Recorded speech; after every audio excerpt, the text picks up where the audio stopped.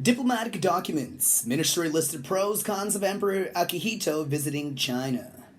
The Foreign Ministry China Division in 1991 listed the pros and cons of arranging a visit to China by Emperor Akihito, including the possible impact on diplomatic relations around Asia. Akihito, now Emperor Emirates, made an official trip to China the following year, but only after extremely carefully preparations, as evident in a diplomatic document titled Pros and Cons of the Emperor's Visit to China at the present stage. The document was dated July 29, 1991, stamped with a seal for secret, and was among a number of papers released by the Ministry of December 21st. It is unusual for the ministry to release documents showing such in-depth government consideration concerning matters related to imperial diplomacy, including that with China. Akihito ascended the chrysanthemum throne in 1989, and China repeatedly invited him to visit. In 1991, the Foreign Ministry considered how Prime Minister Toshiki Kaihu should respond to Beijing's request during his visit to China planned for August that year. The ministry's division wrote down the pros and cons in the documents. The pro. The Japan-China relationship would greatly improve if the emperor visited China next year in 1992, which marks the 20th anniversary of the normalization of diplomatic relations. Europe is expected to attract significant attention next year for many reasons, such as the Barcelona Olympics, the 500th anniversary of the birth of Christopher Columbus, and the Sieve Expo. The emperor's visit to China can bring the world's attention also to Asia. One absolute condition of the emperor's visit to China is that it proves a success. The current Chinese administration control anti-imperial sentiment among its people. Every time he invites the emperor to China, Foreign Minister Qian says there is no doubt he will be welcomed by the Chinese people.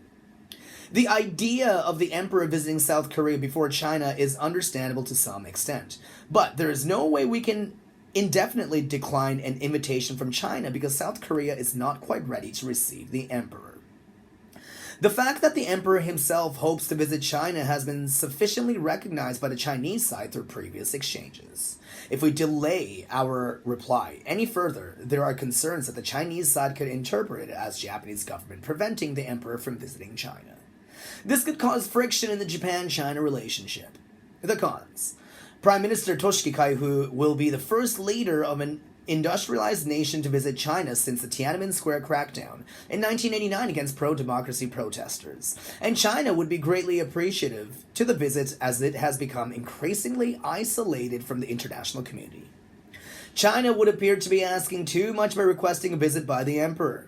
The Chinese side might be frequently asking for a visit by the emperor because it intends to use the occasion for political gain. It would be unwise for us to jump at such an opportunity.